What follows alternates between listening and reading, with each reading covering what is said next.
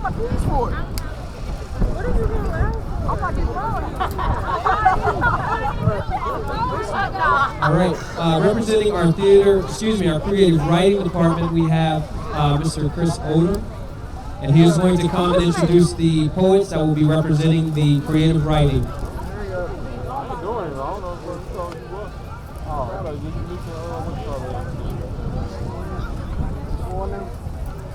Good afternoon, everybody. Thanks for sticking around to see some poets. My name is Chris Odom. I'm the creative writing department chair. A couple things to inform you about. It's unique. We're going off to probably try to win a contest that we've never even been part of before. So if you would like to come, the day we come back from spring break at the American Jazz Museum, we will be there competing with 4 other schools to try to make it to the finals. We are in a group called Louder Than a Bomb, and we're going to feature some of the first place people here, these 3 of them, because they did succeed last week or so and came back with the first place semifinal number. And we are now in the quarterfinals, and all the other schools are from Kansas, Missouri area, and it's kind of fun to see if we can take it to them. If we succeed, we go all the way to Philadelphia, and that could be exciting. So I have 3 wonderful poets for you today. Please give them your ears. We'll start off here with Mr. Alton Herron. Why your pants so up?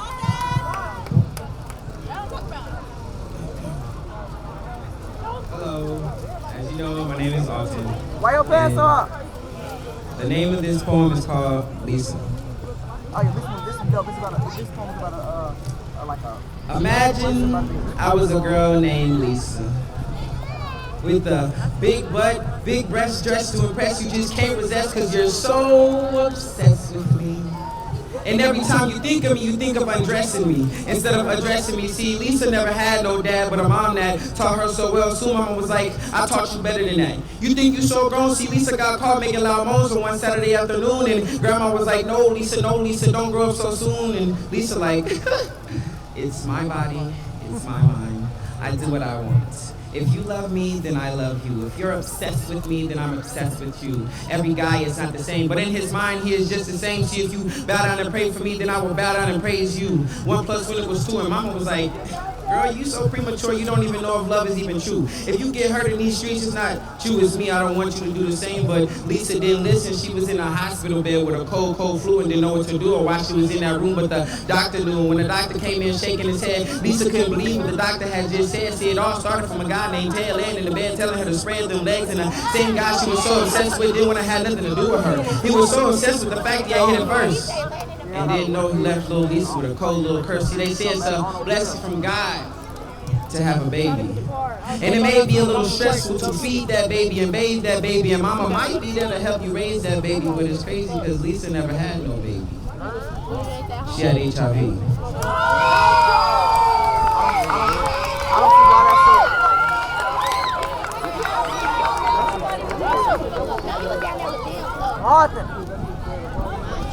My name is Tyann. Hi, Tyann. And this poem is called Roots. I am 17, and my knowledge of changing a diaper surpasses that of the average teen. You see, she was too much of a workaholic and too self-absorbed to worry about her kid. Okay, with her kids, my tree trunk was too into her emotions to see that my bones ache and my spine curves with the weight on my hips.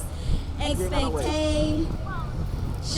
My eyes have bags that carry a million stories and stored memories of my little girl, my little boy, my babies. I became a mommy at the age too dang and experience, and I understand that in the sand you created a path of footprints for me to step in. But back then my feet were just a little too small to fit in place. And when you went away, my little red heart, the size of my small fist, big enough to show was over the both of us. Disfigured but recognizable, I have enough heart for all of us except me. My strength extendable, but at the moment on the brink of impending doom, I remember when I depended on you. When I wanted to be just like you. Now you kids look up to me. To them I'm a rainbow in the sky coming out after the rain is downpouring. Whether the drugs big or small, I'm up there shining bright, wrapping them up in my warmth in my arms. Nightmares kept your kids up crying. I was up at night. And regardless of my colors, they accept me. Mommy, a five-letter word, the meaning worth a million nothings. Feelings and emotions discovered, I am Indiana Jonesy. My little girl looks nothing like me, but her attitude a mirror image. And my son's traits, I'll teach him how to treat women. In my family, we are all royalty. Even you. My tree trunk, your nobility outranking many, sweetheart, you still mean so much to me. And I feel that if you place footprints in the sand, I will be big enough and wise enough to understand that you had to work. I understand that you had kids. I understand that there is only one you. And I hope you're proud. Ecstatic. I'm proud too. I'm 17, and mommy is away right now. Stepping in, I am just babysitting.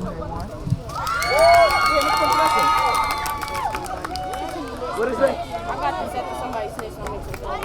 What is that? I'm about to, either this week or the next week, I'm about to get a Bible study. What they snitch on you? Hello? Oh. I'm on probation. I've been on probation for Is this Guy? a year. Oh, I'm sorry, Gandhi. See, I've been meaning to call on Guy. And I've tried and I've tried and I've tried, but there's just too many names in the phone book under Guy.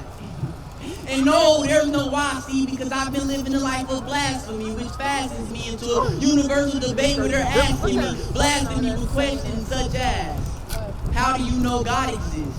How do you know there's an almighty good and not the almighty opposite? Instead of waiting for an apocalypse, I went searching for what would soon be my greatest accomplishment. Scoured 7 continents in less than an hour to find the most dominant fortune teller to tell of the almighty power. But no, she doesn't know. She just foretold of a future of my future of money, brides, and Karma Sutra. But I'm not chasing money or brides. I'm trying to find gods that carry rods that part 7 seas. So I swim 7 seas in search of a priest to tell me of the almighty position. Started studying Christians. Then my iPhone turned into a time machine that took me back to the Inquisition. That's 1492. Christians, men of God, ordered any child, man or woman to convert or die under the name of God. So I started studying the Quran, but I did have to go so far back in time to find out that this history is filled with a bunch of hate and power, where the weak shower and fall their destruction like two twin towers, like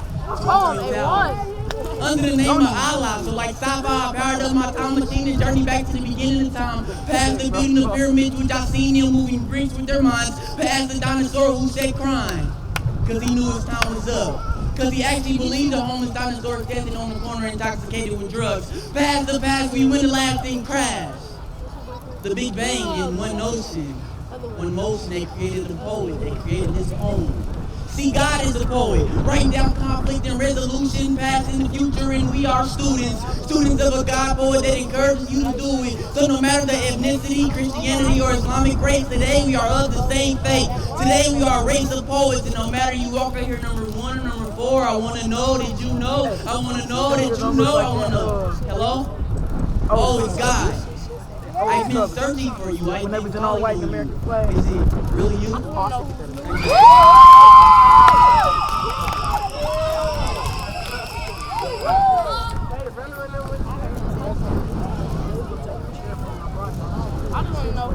Hey, how about one more hand for our 3 poets? Wonderful. Again, remember that it doesn't cost to come to Louder Than a Bomb. It's at the Jazz Museum, that's 18th and Vine. It's on the 24th at 6 o'clock p.m. Please come out. We'd like to have an entourage of support. Thank you, Paseo.